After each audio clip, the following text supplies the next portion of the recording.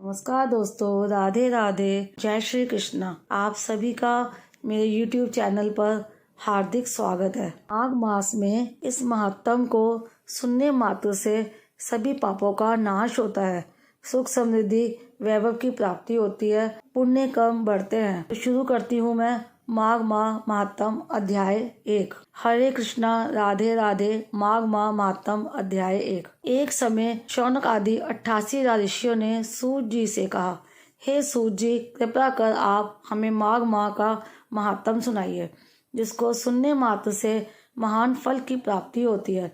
इस पर सूत जी बोले, हे मुनिवरों, आप लोगों को साधुवाद देता हूँ। आप लोग भगवान श्री कृष्ण के शरणागत भक्त हैं, इसलिए प्रसन्नता और भक्ति के साथ आप लोग बार बार भगवान की कथाएं पूछा करते हैं। मैं आपके कथानुसार माघ माह महात्म का वर्णन करूंगा।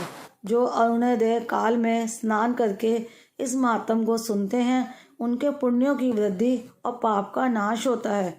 एक समय मैंने अपने गुरु श्री व्यास जी से कहा कि हे गुरुदेव, कृपा करके आप मुझसे माघ मास का महात्म कहिए, क्योंकि मैं आपका शिष्य हूँ।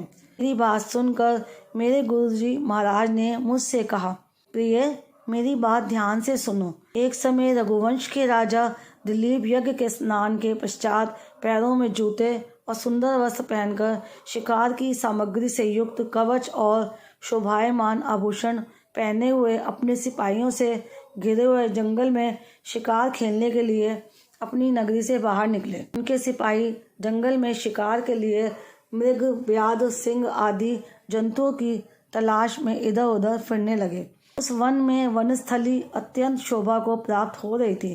कहीं कहीं मृगों के झुंड फिरते थे, कहीं गीदड़ अपने भयंकर शब्द कर रहे थे, कहीं गैंडों का समूह हाथियों के समान फिर रहा था, कहीं वृक्षों के टुकड़ों में बैठे हुए उल्लू अपना भयानक शब्द कर रहे थे, कहीं सिंहों के चिन्हों के साथ घायल मृगों के रस से भूमि लाल हो रही थी, कहीं दूध से भरी थनों वाली सुंदर भैंसें फिर रही थी, कहीं पर सुगंधित पुष्प, हरी भरी लताएं वन की शोभा को बढ़ा रही थी, कहीं बड़े बड़े पेड़ खड़े थे तो कहीं पर उन पेड़ों पर बड़े बड़े अजगर और उनकी केंचुलियां भी पड़ी हुई थी। उसी समय राजा के सिपाहियों के बाजे की आवाज़ सुनकर एक मृग वन में से निकलकर भागने लगा और बड़ी बड़ी चौकड़ियां भरता हुआ आगे बढ़ा। राजा ने उसके पीछे अपना घोड़ा दौड़ाया, परंतु मृग पूरी शक्ति से भागने लगा।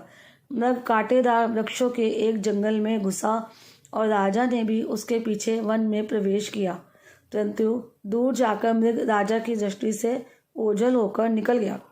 राजा निर्जन वन में अपने सैनिकों सहित प्यास के मारे अति दुखी हो गया। दोपहर के समय अधिक मार्ग चलने से सैनिक थक गए और घोड़े रुक गए। कुछ देर बाद राजा ने एक बड़ा भारी सुंदर सरोवर देखा, जिसके किनारों पर घने वृक्ष थे। इसका जल सज्जनों के हृदय के समान स्वच्छ और पवित्र था। सरोवर का जल लहरों से बड़ा सुंदर लगता था। जल में अनेक प्रकार के जल जंतु, मछलियां आदि स्वच्छंदता से इधर उधर फिर रही थी। दुष्टों के समान निर्दयी चित्त वाले मगरमच्छ भी थे।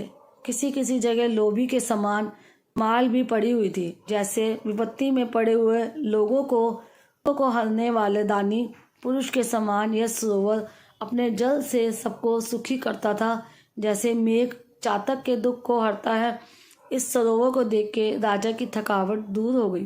रात्रि को राजा ने वहीं विश्राम किया और सैनिक पहरा देने लगे और चारों तरफ फैल गए। रात के अंतिम समय में शुक्रों के एक झुंड ने आकर सरोवर में पानी पिया और कमल के झुंड के पास आया। तब शिकारियों ने सावधान होकर शुक्रों पर आक्रमण किया और उनको मारकर पृथ्वी पर गिरा दिया। उस समय सब शिकारी कोलाहल करते हुए बड़ी प्रसन्नता के साथ राजा के पास गए और राजा प्रभात हुआ देखकर के साथ ही अपनी नगरी की तरफ चल पड़े। इसका शरीर तपस्या और नियमों के कारण बिल्कुल सूख गया था।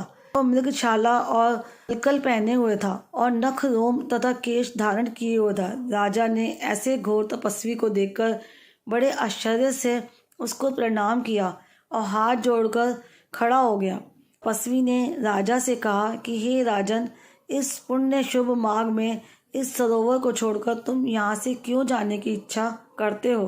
तब राजा कहने लगा कि महात्मन, मैं तो माघ मास में स्नान के फल को कुछ भी नहीं जानता। कृपया करके आप विस्तार पूर्वक मुझको बताइए।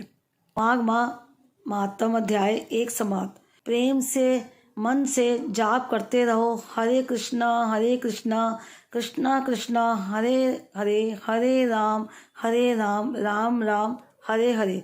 कलयुग केवल नाम आधारा, नाम जाप से ही कृष्ण प्रेम और मुक्ति पाई जा सकती है। राधे राधे। ये था भक्तजनों माघ मास अध्याय 1 जो कि आज आपने सुना। उम्मीद करती हूँ कि आपको ये अध्याय अच्छा लगेगा सुनकर। कल मैं सुनाऊंगी अध्याय 2। तो इसी तरह से आप मेरे इस YouTube चैनल में मेरे साथ जुड़े रहिए। और आपको अगर ये वीडियो अच्छा लगा हो, आपको ये जानकारी अच्छी लगी हो, तो आप लाइक करें मेरी वीडियो को और कमेंट बॉक्स में जाके राधे राधे जय श्री कृष्णा ज़रूर लिखें। नेक्स्ट वीडियो में आपसे मिलती हूँ।